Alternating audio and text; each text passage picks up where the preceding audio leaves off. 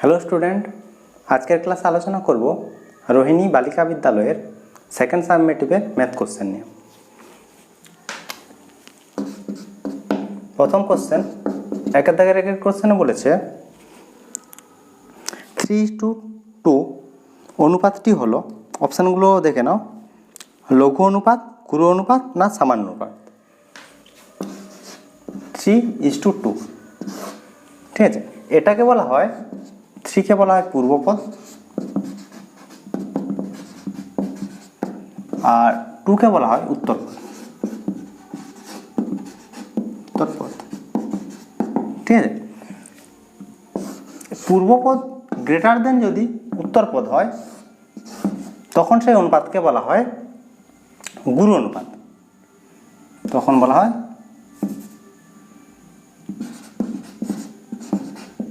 গুরু অনুপাত।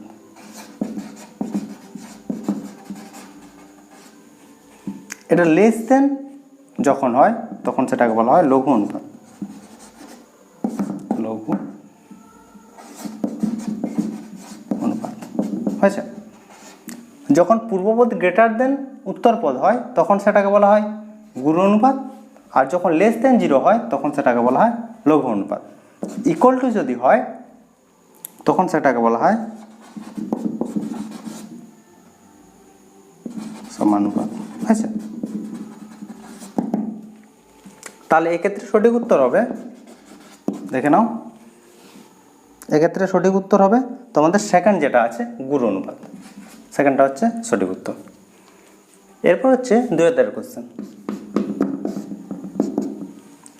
2 কোশ্চেনে বলেছে বার্ষিক 8% চক্রবৃদ্ধি সুদের হারে অর্জিত সুদ ষান্মাসিক বা বছরে চক্রবৃদ্ধি সুদের পর্ব 2 হলে n বছর পরে সমূল চক্রবৃদ্ধি কত হবে? এক্ষেত্রে সঠিক উত্তর হবে, চারটা এখানে অপশান দিয়েছে, তিনটে অপশানের মধ্যে সঠিক উত্তর হবে p × 1 + r/2/100 whole to the পাওয়ার হয় 2n। এটা হচ্ছে তোমার সঠিক উত্তর। এখানে আরটা হচ্ছে সরল সুদের হার, সুদের হার, আর এনটা হচ্ছে কি সময়। ঠিক আছে, এটা হচ্ছে তোমার সঠিক উত্তর। এরপর হচ্ছে 3 কোশ্চেন। 3 কোশ্চেনে বলেছে যে ত্রিভুজ এবিসি এর পরিকেন্দ্র ও। তাহলে এ বি সি একটি হচ্ছে ত্রিভুজ যার পরিকেন্দ্র হচ্ছে ও। তারপর বলেছে বিন্দু এ এবং বিসি যে কেন্দ্রের হচ্ছে বিপরীত পাশে অবস্থিত। তাহলে এ বিন্দু আর বিসি যে পরস্পর কেন্দ্রের বিপরীতে অবস্থিত। তারপর দেওয়া আছে কোণ বিওসি সমান হচ্ছে 120 ডিগ্রি, আর মান বের করতে বলেছে কোণ বিএসি এর মান, এটার মান বের করতে বলেছে। তাহলে এই কোণটার মান দেওয়া আছে কত? 120 ডিগ্রি। তাহলে এটা কোণ বিওসি হচ্ছে কি কেন্দ্রস্থ কোণ, আর এটা কোণ হচ্ছে কি পরিধিস্থ কোণ। আর আমরা জানি কি কেন্দ্রস্থ কোণ পরিধিস্থ কোণের দ্বিগুণ হয়। তাহলে এটার মানটা হচ্ছে 120 ডিগ্রি। তাহলে এর মানটা কত হবে? এর মানটা হবে কোণ বিএসি সমান হবে কেন্দ্রস্থ কোণের অর্ধেক, তাহলে 120/2 সমান হচ্ছে 60 ডিগ্রি। এটার মান হবে তাহলে 60 ডিগ্রি। অপশানগুলো তাহলে দেখে নাও, এটা হচ্ছে তোমাদের থার্ড যে অপশানটা আছে সেটা হচ্ছে অ্যান্সার। তাহলে অ্যান্সার হচ্ছে 60 ডিগ্রি। এরপর হচ্ছে 4 কোশ্চেন। 4 কোশ্চেনে বলেছে বৃত্তস্থ সামান্তরিক একটি, অপশানে বলেছে আয়তক্ষেত্র, বর্গক্ষেত্র আর হচ্ছে ট্রাপিজিয়াম। তাহলে আমরা ধরে নিচ্ছি যে এবিসিডি একটি বৃত্তস্থ সামান্তরিক। ঠিক আছে। আর আমরা জানি কি যে কোনো বৃত্তস্থ চতুর্ভুজের ক্ষেত্রে বিপরীত কোণগুলোর সমষ্টি হয় কত? 180 ডিগ্রি। তাহলে এখান থেকে আমরা বলতে পারবো কোণ এ প্লাস কোণ সি সমান হচ্ছে 180 ডিগ্রি, আর হচ্ছে কোণ বি প্লাস কোণ ডি সমান হচ্ছে 180 ডিগ্রি হয়েছে। আর আমরা জানি যে সামান্তরিকের ক্ষেত্রে বিপরীত কোণগুলো পরস্পর সমান হয়। তাহলে এক্ষেত্রে আমরা কি পাবো? কোণ এ ইজ ইকুয়াল টু কোণ সি আর হচ্ছে কোণ বি সমান হচ্ছে কোণ ডি হয়েছে। তাহলে এখান থেকে আমরা কি পাচ্ছি দেখে নাও, তাহলে সি এর জায়গায় এ বসিয়ে দিচ্ছি, তাহলে কোণ এ প্লাস কোণ এ সমান হচ্ছে 180 ডিগ্রি বা কোণ এ সমান পাচ্ছি 90 ডিগ্রি। একই রকমভাবে কোণ এ ইজ ইকুয়াল টু যদি 90 ডিগ্রি হয় তাহলে কোণ সি সমান 90 ডিগ্রি। একই রকমভাবে এখান থেকেও আমরা পাবো কোণ ডি সমান 90 ডিগ্রি আর কোণ বি সমান হচ্ছে 90 ডিগ্রি। আর কোনো চতুর্ভুজের যদি প্রতিটি কোণের মান 90 ডিগ্রি হয় তাহলে সেই চতুর্ভুজটি হয় আয়তক্ষেত্র হবে না হয় বর্গক্ষেত্র হবে। বর্গক্ষেত্রের ক্ষেত্রে যদি চতুর্ভুজটা হচ্ছে বর্গক্ষেত্র হয় তাহলে কি অবশ্যই এই চারটা বাহুর দৈর্ঘ্য কি সমান হতে হবে, তাহলে সেটা বর্গক্ষেত্র হবে। আর না হয় কি হবে, যদি দুটো বাহু সমান হয়, এটার সঙ্গে যদি এটা সমান হয় আর এটার সঙ্গে যদি এটা সমান হয় তাহলে চতুর্ভুজটি একটি আয়তক্ষেত্র হবে। তাহলে সামান্তরিকের ক্ষেত্রে আমরা কি জানি যে বিপরীত বাহুগুলি পরস্পর সমান আর সমান্তরাল, বিপরীত বাহুগুলো পরস্পর সমান আর সমান্তরাল। তাহলে সেক্ষেত্রে সমস্ত বাহুগুলো সমান হচ্ছে না, তাহলে এক্ষেত্রে অ্যান্সার হবে আয়তক্ষেত্র। ঠিক আছে, আয়তক্ষেত্র, এটা হচ্ছে তোমাদের অ্যান্সার। তাহলে বৃত্তস্থ সামান্তরিক একটি আয়তক্ষেত্র। এরপর হচ্ছে 5 দাগের কোশ্চেন। 5 দাগের কোশ্চেনে দেওয়া আছে দুটি লম্ববৃত্তাকার নিরেট চোঙের ব্যাসার্ধের দৈর্ঘ্যের অনুপাত দেওয়া আছে 2:3। তাহলে ব্যাসার্ধের একটির হচ্ছে ব্যাসার্ধ ধরছি R1 আর একটির ব্যাসার্ধ ধরছি R2, এর অনুপাত দেওয়া আছে 2:3, অনুপাত দেওয়া আছে 2:3। আর দেওয়া আছে উচ্চতার অনুপাত দেওয়া আছে 5:3। তাহলে প্রথমটার উচ্চতা ধরছি H1 আর দ্বিতীয়টার উচ্চতা ধরছি H2, এর অনুপাত দেওয়া আছে 5:3 হয়েছে। বের করতে বলেছে তাদের আয়তনের অনুপাত। তাহলে প্রথম ক্ষেত্রে আয়তন ধরছি আমরা V1, তাহলে V1 এর ক্ষেত্রে আমরা কি জানি আয়তন হয় লম্ববৃত্তাকার চোঙের আয়তন হয় পাই আর স্কোয়ার H হয়েছে। তাহলে এখানে প্রথমের ক্ষেত্রে আমরা ব্যাসার্ধ ধরেছি R1 আর উচ্চতা ধরেছি H1 আর V2 সমান হচ্ছে পাই R2 তার স্কোয়ার আর H2 হয়েছে। তাহলে আমাদের বের করতে বলেছে V1 অনুপাত V2। তাহলে এখান থেকে আমরা কি লিখতে পারবো, পাই R1 এর স্কোয়ার H1 অনুপাত পাই R2 স্কোয়ার H2 হয়েছে। তাহলে এখান থেকে দেখে নাও পাই পাই ক্যান্সেল হচ্ছে, পড়ে থাকছে কি R1 স্কোয়ার H1 বাই হচ্ছে R2 স্কোয়ার H2 হয়েছে। তাহলে প্রথমটা থেকে আমরা কি পাবো, প্রথমটা থেকে আমরা পাবো R1 বাই R2 সমান হচ্ছে 2/3 হয়েছে। আর এখান থেকে পাবো H1 বাই H2 সমান হচ্ছে 5/3 সমান দিয়ে আমরা এখান থেকে এরপর আমরা করব যে R1 বাই R2 তার whole square into H1 by H2 হয়েছে। এটার মান আমরা পেয়ে গেছি 2/3 তার হোল স্কোয়ার ইন্টু এটার মানও আমরা পেয়েছি 5/3 হয়েছে। তাহলে এখান থেকে আমরা কি পাবো 4/9 ইন্টু 5/3 সমান হচ্ছে কত 20/27 20/27। তাহলে কি পাওয়া গেল V1 অনুপাত V2 সমান হচ্ছে 20/27। ঠিক আছে, তাহলে সেকেন্ড হচ্ছে তোমাদের অ্যান্সার, এটা হচ্ছে তোমাদের answer.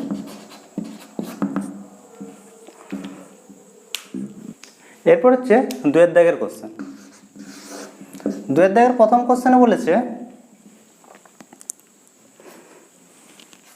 x proportional to 1/y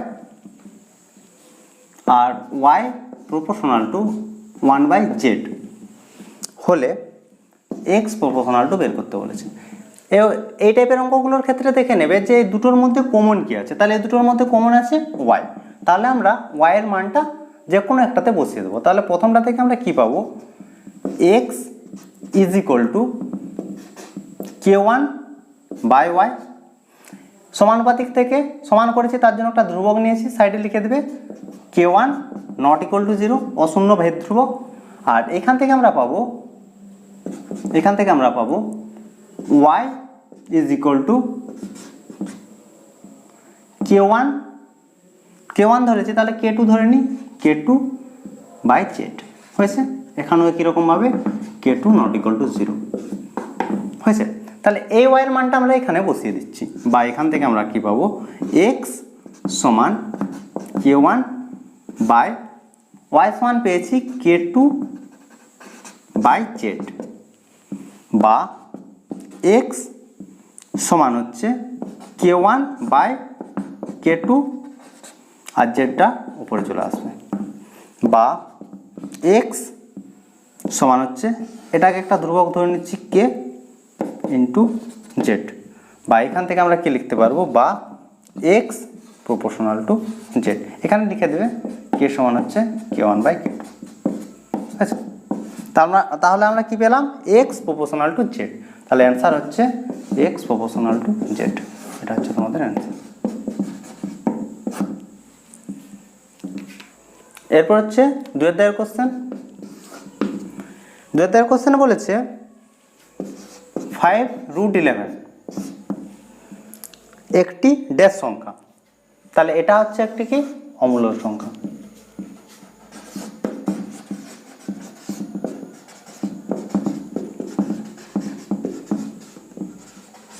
অমূল্য সংখ্যা। এরপর হচ্ছে 3 অধ্যায়ের কোশ্চেন। 3 অধ্যায়ের কোশ্চেন বলেছে দুটি বৃত্ত পরস্পরকে এ বিন্দুতে বহিঃস্পর্শ করে।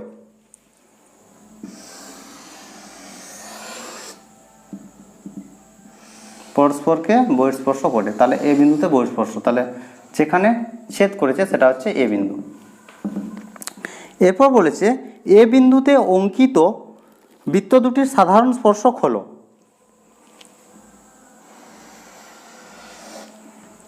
এটা হচ্ছে সাধারণ স্পর্শক, দুটোর ক্ষেত্রে সাধারণ স্পর্শক এ বিন্দুতে।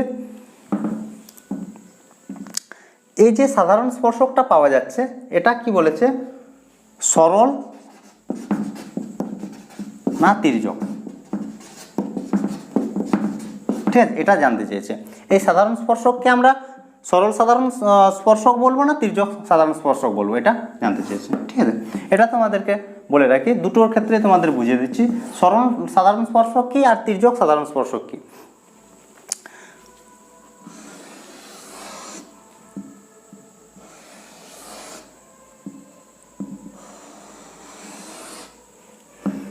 যদি সাধারণ স্পর্শকের একই পাশে বৃত্ত দুটি অবস্থিত হয়, কি বললাম, যে যদি সাধারণ স্পর্শকের একই পাশে বৃত্ত দুটি অবস্থিত হয় তখন সেই সাধারণ স্পর্শককে বলা হয় সরল সাধারণ স্পর্শক। কি বললাম, দেখো এটা দুটোর ক্ষেত্রে সাধারণ স্পর্শক, আমরা ধরে নিলাম এবি সাধারণ স্পর্শক। এই সাধারণ স্পর্শকের একই দিকে অবস্থিত দুটো বৃত্ত, এটা একটা বৃত্ত, এটা একটা বৃত্ত। তাহলে এই এবি যে সাধারণ স্পর্শক আছে, এই সাধারণ স্পর্শককে বলা হয় সরল সাধারণ স্পর্শক। আর এই সাধারণ স্পর্শকের বিপরীত দিকে যদি বৃত্তগুলো অবস্থিত হয়, ধরে নাও এটা একটা বৃত্ত, এটা তাদের সাধারণ স্পর্শক, আর এটা আরেকটা বৃত্ত, ঠিক আছে। তাহলে এটা এপাশে একটা বৃত্ত অবস্থিত আর এপাশে একটা বৃত্ত অবস্থিত, ঠিক আছে। তাহলে এক্ষেত্রে এই সাধারণ স্পর্শক, এটার নাম যদি দেওয়া হতো এবি, তাহলে এই এবি সাধারণ স্পর্শককে বলা হবে কি, তির্যক সাধারণ স্পর্শক। তাহলে এক্ষেত্রে উত্তর হবে তির্যক সাধারণ স্পর্শক। এরপর হচ্ছে 4 দাগ। 4 দাগের কোশ্চেনে বলেছে যে একটি তল বিশিষ্ট ঘনবস্তুর নাম ড্যাশ। একটি তল বিশিষ্ট ঘনবস্তু হচ্ছে গোলক। গোলকের ক্ষেত্রে তল সংখ্যা হচ্ছে একটি। যদি অর্ধগোলক বলে, অর্ধগোলকের ক্ষেত্রে তল সংখ্যা হবে কি, 2টি। এক্ষেত্রে সমতল হচ্ছে থাকবে একটা, উপরেরটা হচ্ছে সমতল, আর নিচের এই পোর্শনটা হচ্ছে বক্রতল। এটা হচ্ছে সমতল আর এটা হচ্ছে বক্রতল। বক্রতল। ঠিক আছে, যদি কোশ্চেন হতো যে একটা, না এটাও যদি আবার কোশ্চেন হয় যে নিরেট গোলকের ক্ষেত্রে তল সংখ্যা হচ্ছে দুটো, আর যদি শুধু গোলক বলে, নিরেট গোলক যদি না বলে তাহলে তল সংখ্যা হবে একটি, শুধুমাত্র বক্রতল থাকবে, আর নিরেট গোলকের ক্ষেত্রে উপরে সমতল থাকবে। এরপর হচ্ছে 3 দাগের কোশ্চেন। এখানে যে 3 দাগে 4টা কোশ্চেন আছে, 4টা কোশ্চেন হচ্ছে সত্য মিথ্যা, সত্য আর মিথ্যা।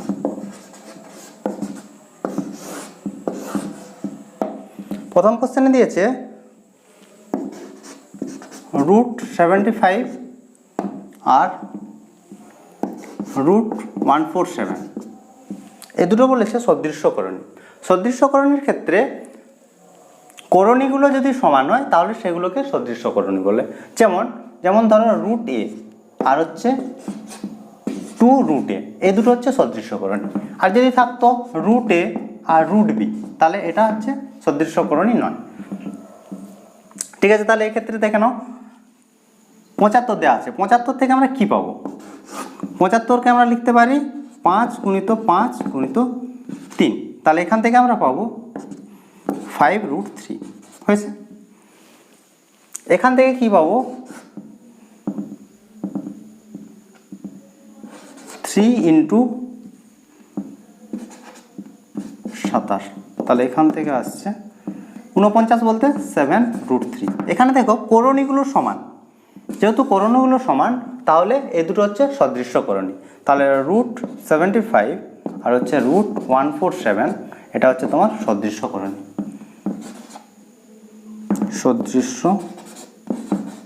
সদৃশ্যকরণী, এটা হচ্ছে সত্য।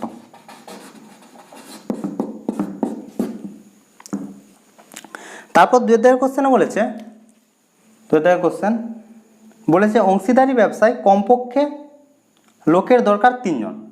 ঠিক আছে, এটা হচ্ছে 2 দাগ, যে অংশীদারি ব্যবসায় কমপক্ষে লোকের দরকার 3 জন, এটা হচ্ছে মিথ্যা হবে।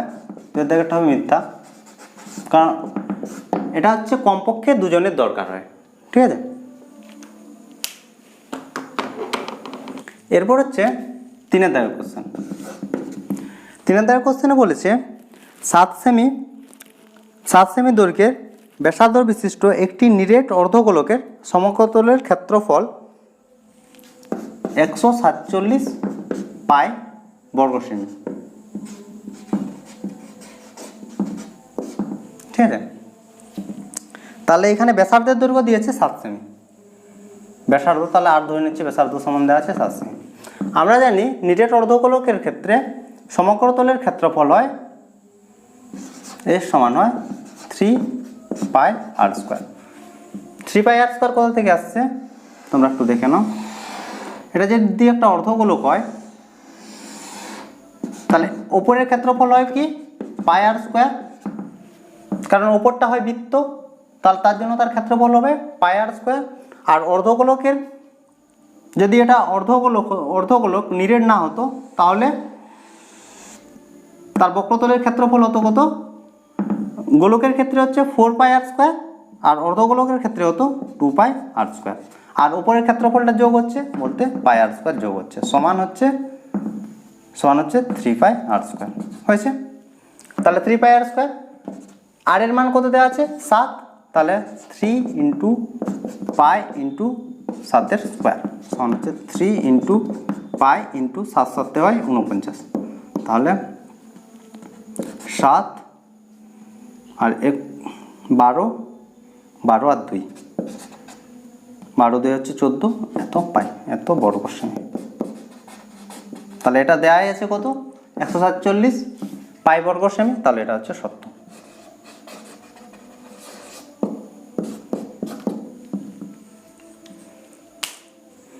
এরপর হচ্ছে 4 দাগের কোশ্চেন। 4 কোশ্চেনে বলেছে একটি লম্ববৃত্তাকার শঙ্কুর তির্যক উচ্চতা 15 সেমি।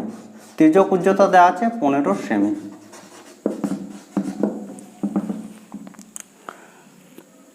ভূমিতলের ব্যাসের দৈর্ঘ্য দেওয়া আছে 16 সেমি, তাহলে 2r সমান দেওয়া আছে 16 সেমি। শঙ্কুটির পার্শ্বতলের ক্ষেত্রফল 60, পার্শ্বতলের ক্ষেত্রফল এত বর্গ সেমি। ঠিক আছে, এটা সত্য না মিথ্যা জানতে চেয়েছে। পার্শ্বতলের ক্ষেত্রফল, তাহলে এখান থেকে আর সমান আমরা পাবো 8 সেমি। পার্শ্বতলের ক্ষেত্রফল আমরা জানি শঙ্কুর ক্ষেত্রে পাই আর এল। ঠিক আছে, পাই ইন্টু আর এর মান এখানে আমরা পেয়েছি 8 আর এল এর মান পেয়েছি 15। তাহলে গুণ করলে আমরা কত পাবো? 0 8 4 12 এত পাই বর্গ সেমি। তাহলে পার্শ্বতলের ক্ষেত্রফল হচ্ছে 120 বর্গ সেমি, এখানে দেওয়া আছে 60 বর্গ সেমি, তাহলে এটা হচ্ছে কি মিথ্যা। তো এই ছিল আজকের ক্লাস। আজকের ক্লাসে 1 নম্বর কোশ্চেনগুলো আলোচনা করলাম, পরের ক্লাসে 2 নম্বর কোশ্চেনগুলো আলোচনা করব। আশা করি আজকের ক্লাস তোমরা বুঝতে পেরেছো। যদি তোমাদের কোনো সমস্যা থাকে তাহলে অবশ্যই কমেন্ট করে জানাবে। তো আজ এই পর্যন্ত, তোমরা সবাই ভালো থাকো, বাই বাই।